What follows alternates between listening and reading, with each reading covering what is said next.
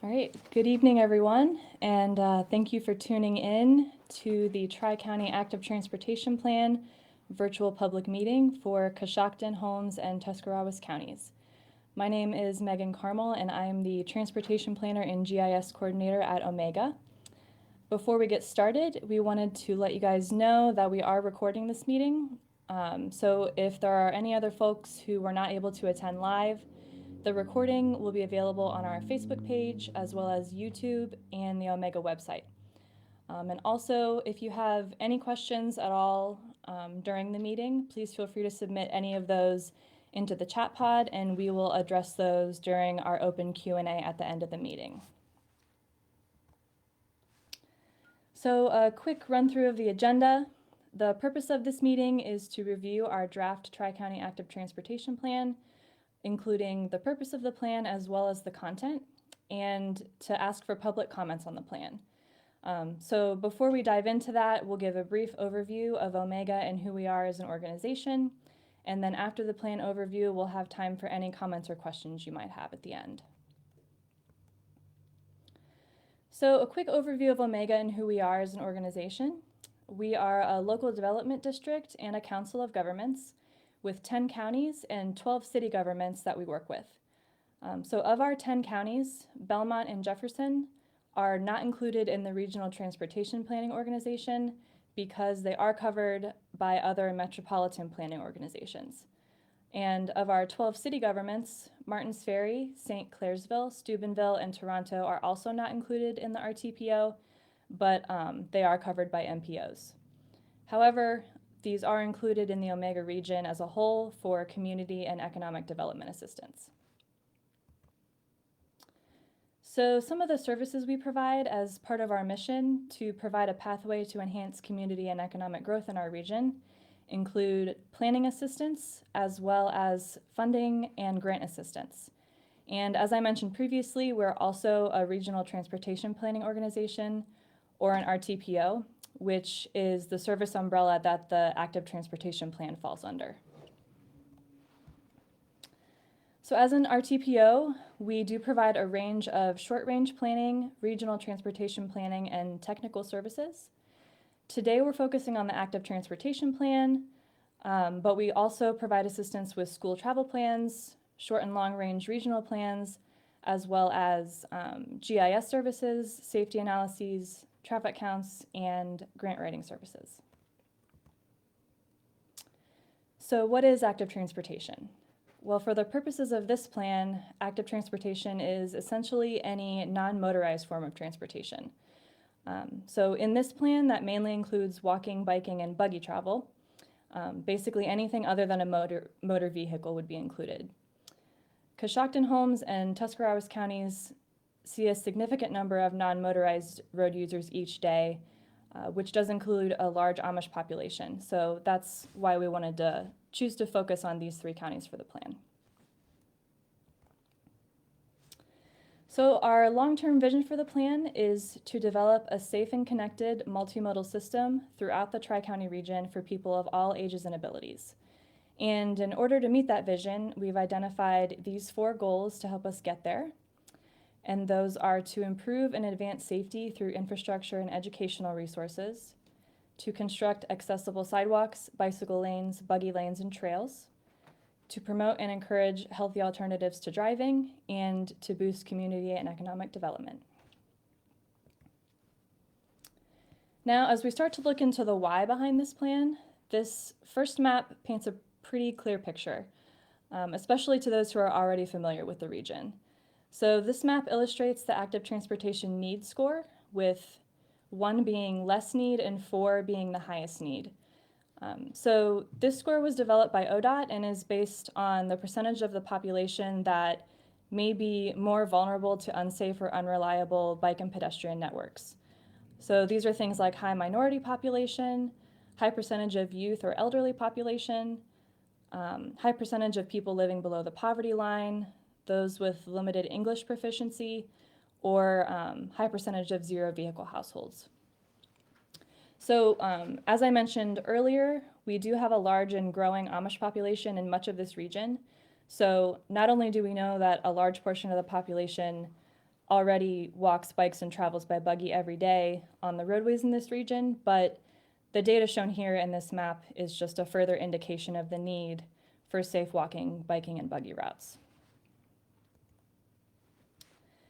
Level of traffic stress, or LTS, is another indicator of the active transportation user experience. So traffic stress is the perceived sense of danger or how comfortable a user feels while walking or biking on a particular roadway. And we only have data through the ODOT GIS system available for roadways or facilities on the state and US bike route system currently, but this may help us as we move forward with implementing the plan on where we may want to focus some of our infrastructure planning efforts.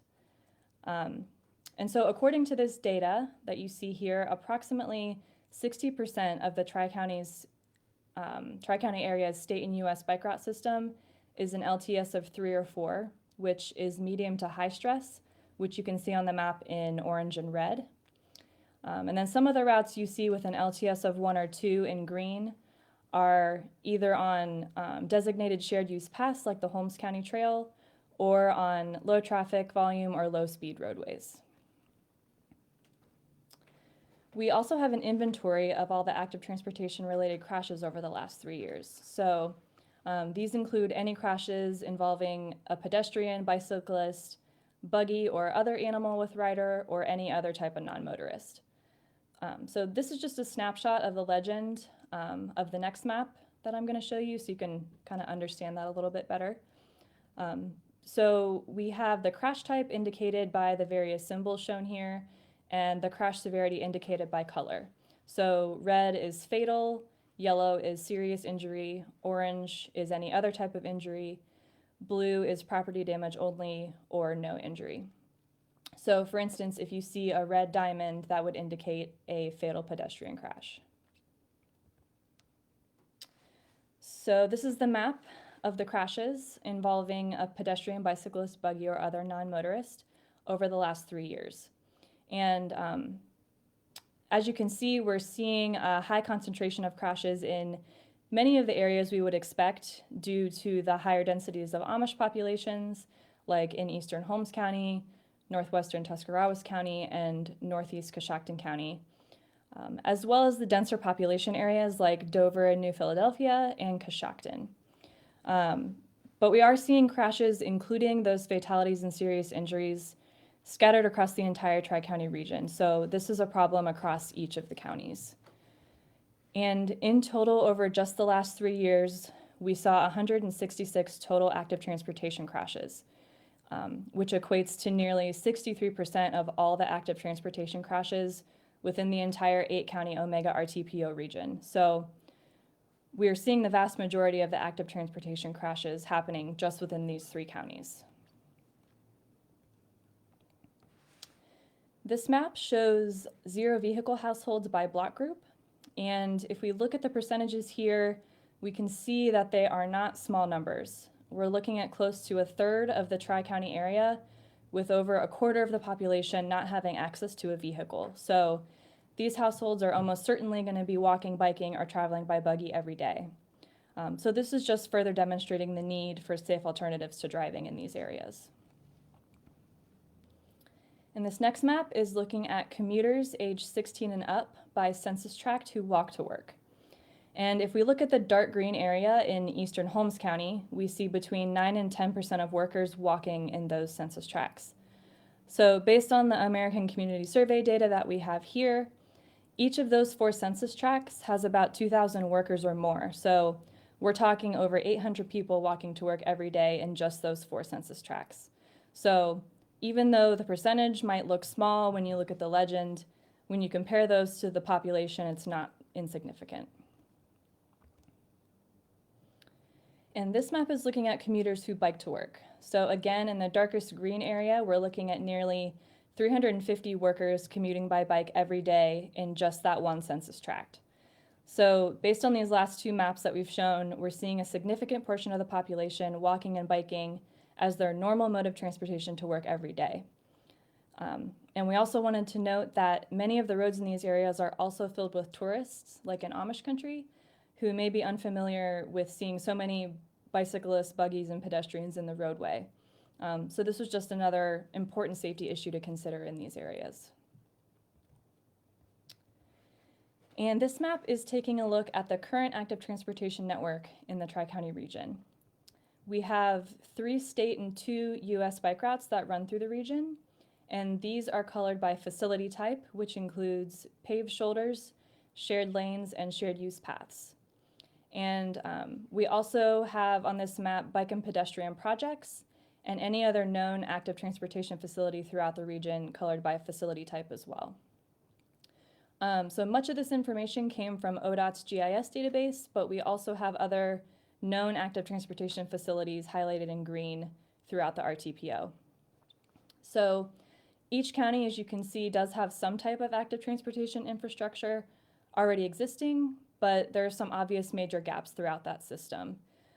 So, given the heavy reliance of active transportation in these counties, dedicated facilities, as well as educational resources for both motorists and non-motorists, are crucial to avoid further injuries and fatalities on these roadways. So this is a snapshot of the approximate location of all the Amish schools whose location data was publicly available. And in total, we're seeing 102 known Amish schools throughout the Tri-County area. So most of these schools are located along high-speed rural roadways, which often have no bike or pedestrian facilities.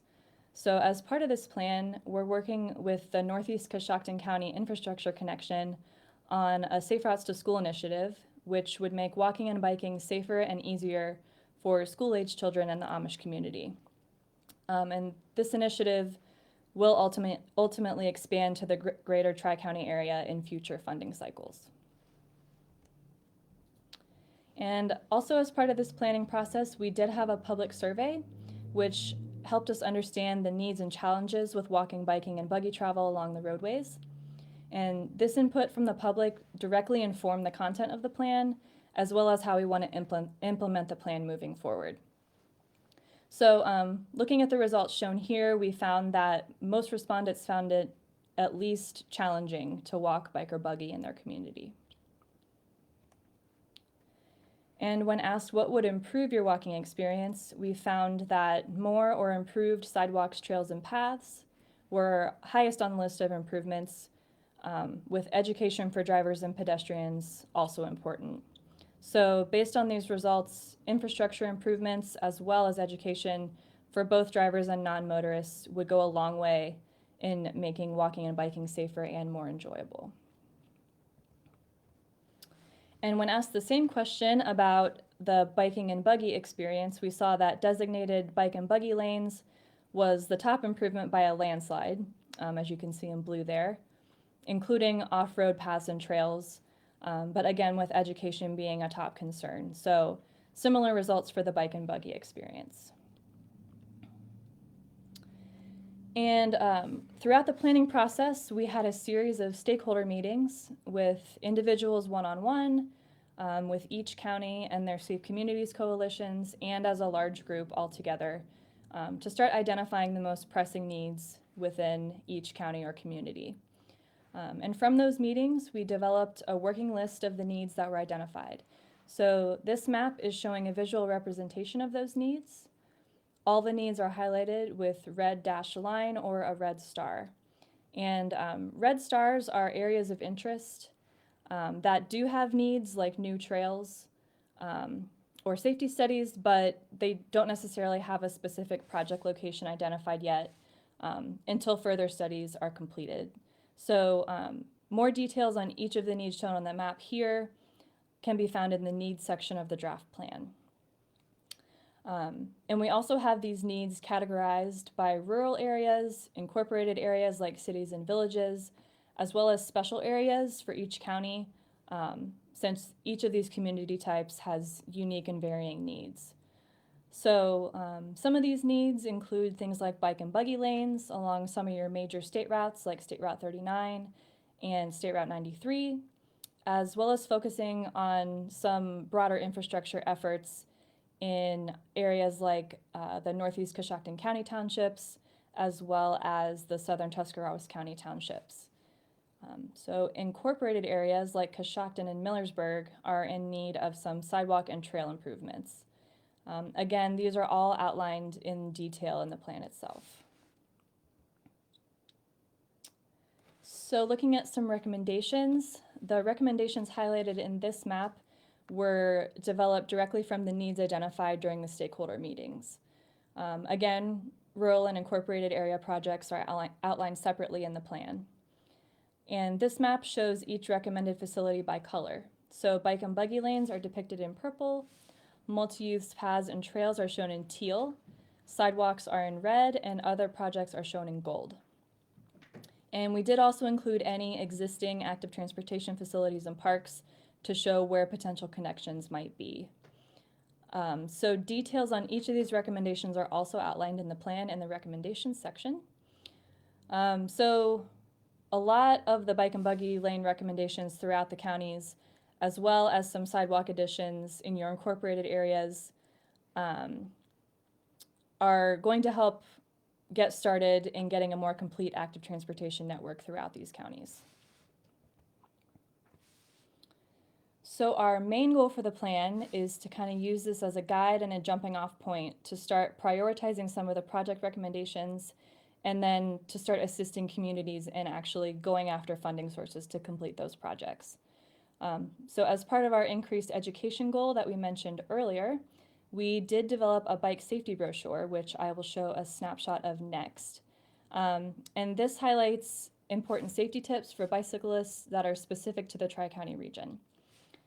And also, since last year, we have been working with Jacobs and Arcadis consultant groups to develop an Omega regional safety plan, which is geared toward improving local road safety throughout the entire 8-county Omega RTPO region.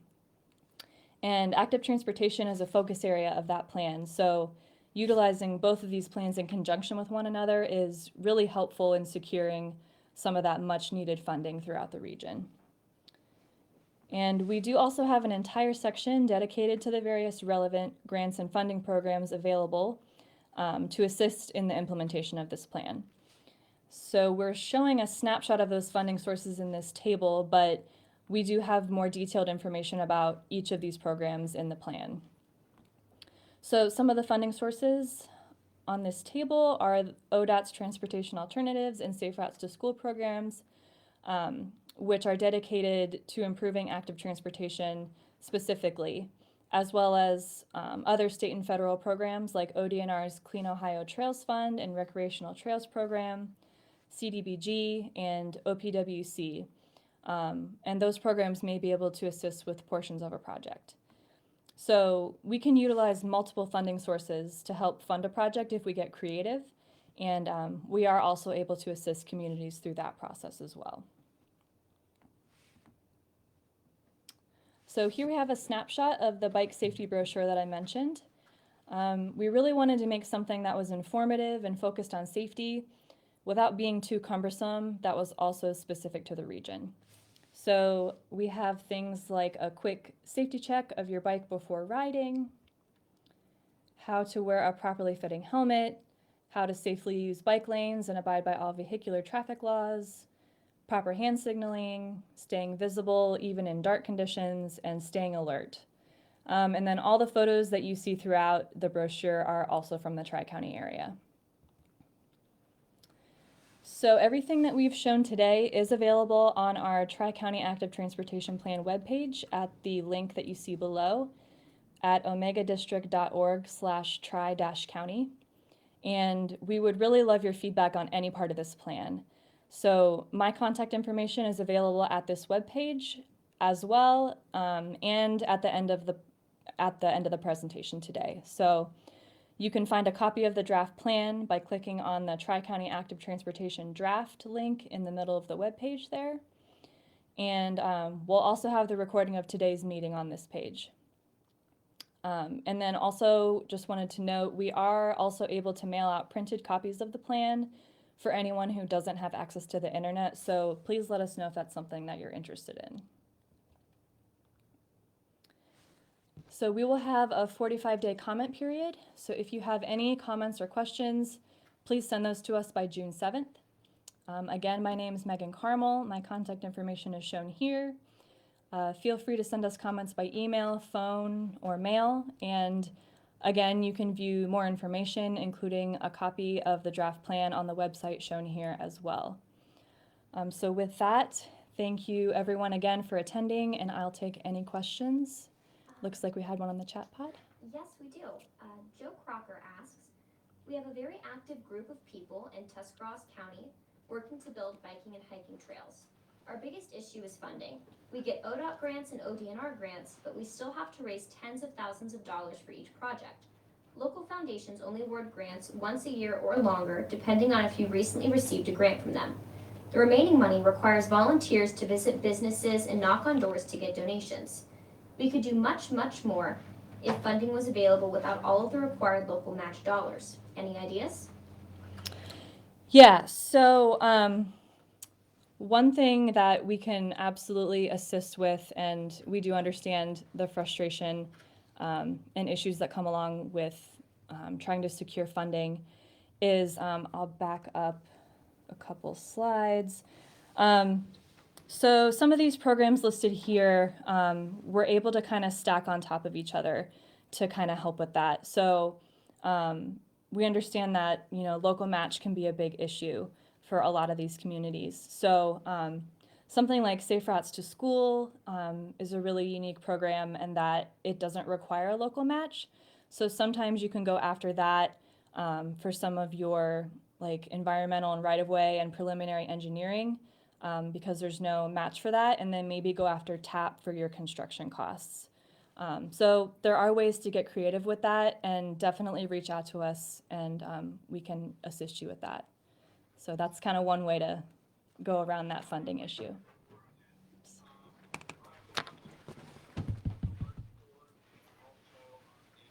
Tuscarawas County Parks Advisory Board, along with Dave Schaefer, I see he's on here. And, you know, we spend a lot of volunteer hours. You know, for instance, the bike lane project on 416, we had to raise over $70,000 on top of the ODOT TAP grant. Basically, what I did is I took a week's vacation, kind of went around the businesses and that on my own time, and you know, that's great. We were able to get the dollars, but it's just it's time consuming. It's a lot of volunteer hours, and if there was a way that you could work through the Tuscarawas County Parks Department, you know, they would be able to use the help on that. We're currently working on the 4-mile towpath trail extension from Floraville to around 416, and there again is another project where we have to raise $80,000 to $90,000, and we're in the process of doing that now. But we already received the ODOT TOT grant, but we still need to raise $80,000 to $90,000 on top of that, and we struggle to find enough local foundations that award us a grant large enough to achieve that dollar amount. It just takes a lot of time, a lot of volunteer hours, and we just could use more help with a lot less required local matches. And if we could get a lot of money without a lot of local dollars required, we could do so much more. We have a complete plan for the county. You know, it's just a matter of money. It's what stands in our way. Yeah, that's a huge barrier, and we hear that from a lot of communities. So again, yeah, please feel free to reach out to us and see if we might be able to assist with any of that. That's kind of our bread and butter, is assisting with all those grants and kind of helping you jump through those hoops. Unfortunately, we don't have a whole lot of control over those hoops, but we would like to do whatever we can to help you and get those projects funded because they are very important to us. And Brudacher, who is the parks manager for Tuscarawas County, he would be the one to contact. I don't know if you guys have talked to them or not before, but yeah, I'm sure he would gladly help, accept any kind of help you could give him. And he works closely with us on the advisory board and for the Tuscarawas County Park. yeah, absolutely. Know his name, and we will definitely get in touch. So I really appreciate the comment. Thank And you. Joe, this is Jeanette Wurzbicki. I'm the, Yep. I think you know, I'm the executive director of Bodega.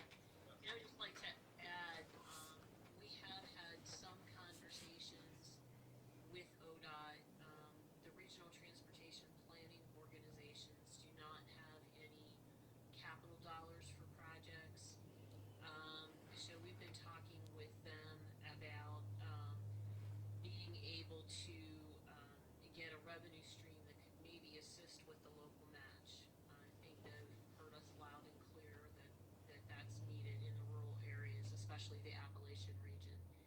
The other thing I would suggest is, I know when Dennison worked on a section of the Panhandle Trail, and I've seen this done on a few other projects, using the Clean Ohio Trail Fund from ODNR to match your TAP funds.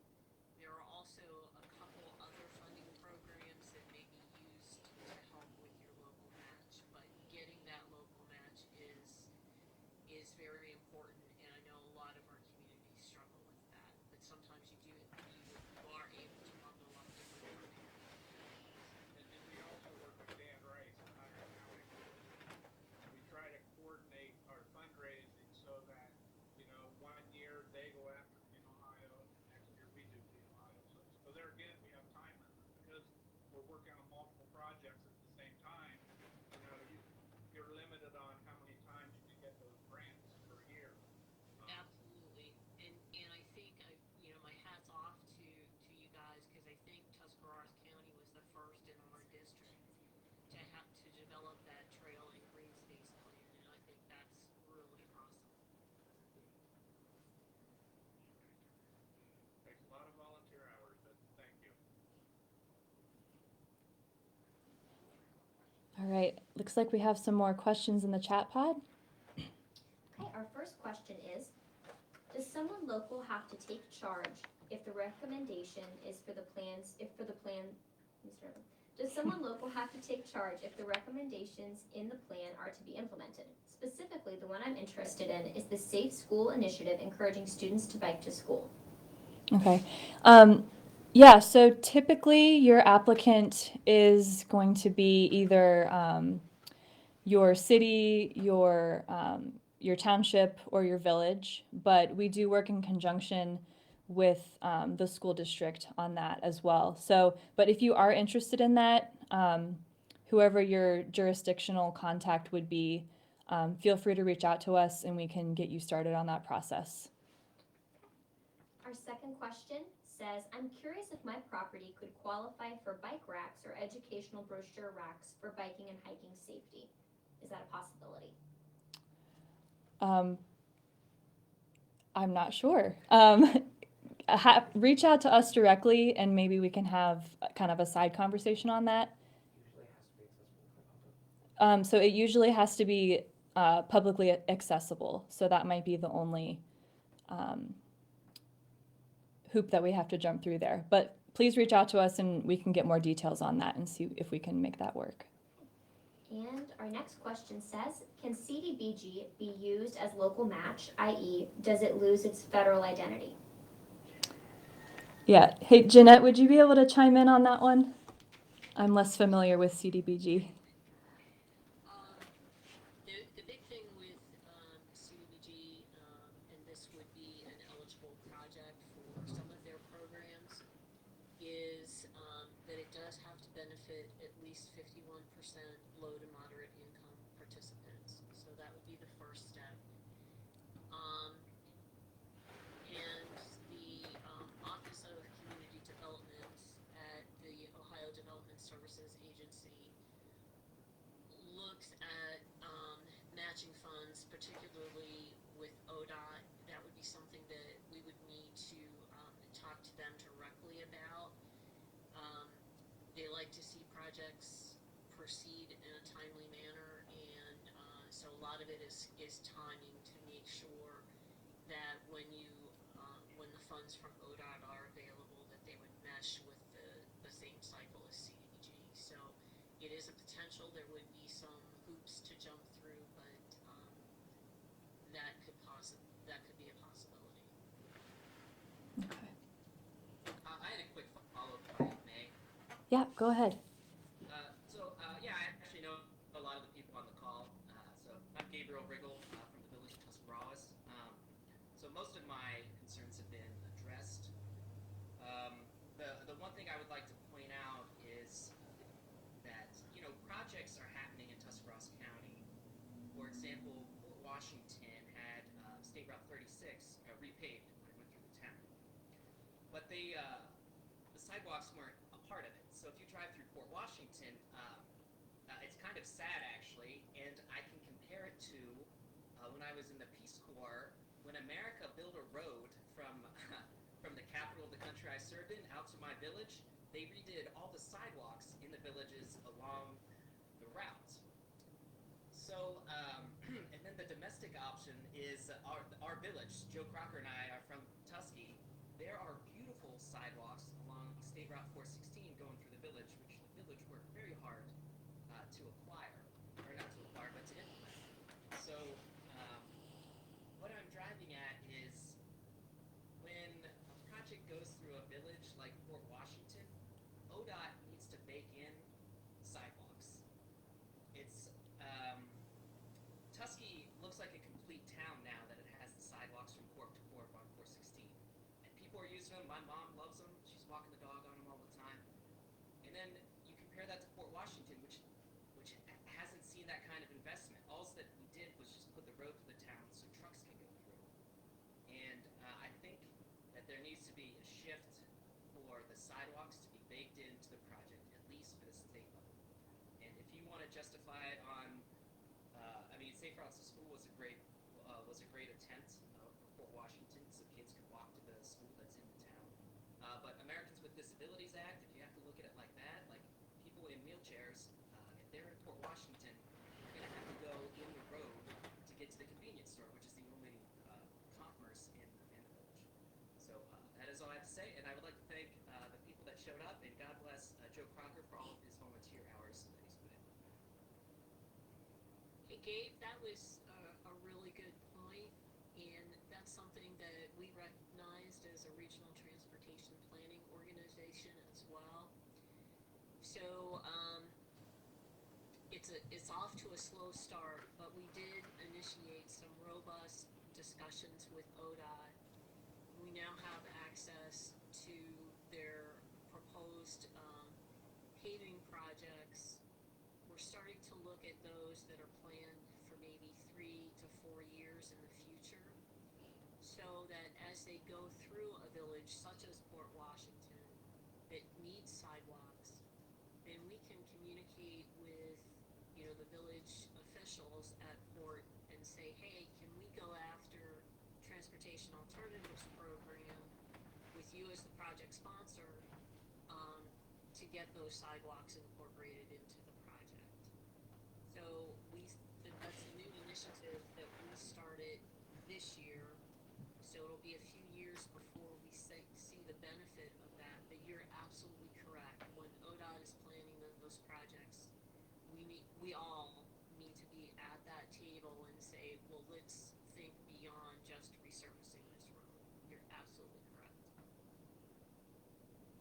Yeah, thank you so much for that input.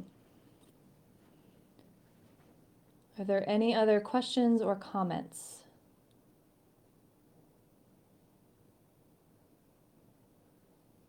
If I could ask just one more. Yeah. I don't know how to put my hand down.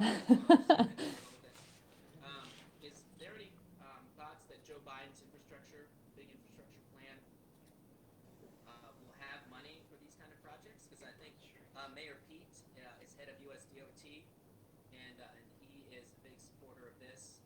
And like a related point is, hopefully you guys have done a lot of the legwork so that you're ahead of all the other rural communities. So when the money does become available, you already have all this work done, and you can say, oh yeah, we'll just implement these parts of this plan that we've done a lot of due diligence behind.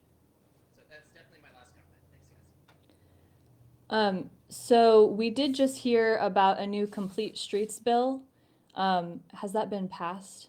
It hasn't been passed yet, but it's going through Congress. It's being proposed right now. So it seems like there's a lot of support behind that. So we're hoping that that will really help with this kind of funding and initiative moving forward from the federal government. So that's one thing that we have heard about.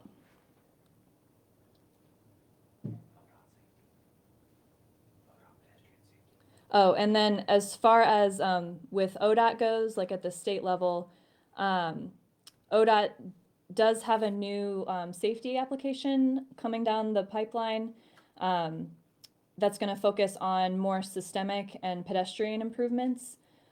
So we'll reach out to everybody once that's been more formalized to see how we might be able to incorporate some of that into this funding. And there's a little bit of information in the plan about that, but we can provide more details once that comes more to fruition. So, a couple exciting things coming up, hopefully.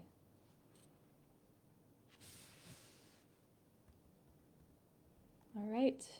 Anything else? All right.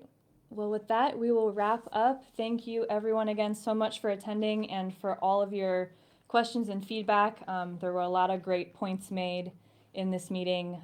We'll definitely incorporate some of that as we move forward with finalizing the plan. But if you have any more questions, comments, concerns that you may get after the meeting, please feel free to reach out. And with that, everyone have a great rest of your evening. Thanks so much.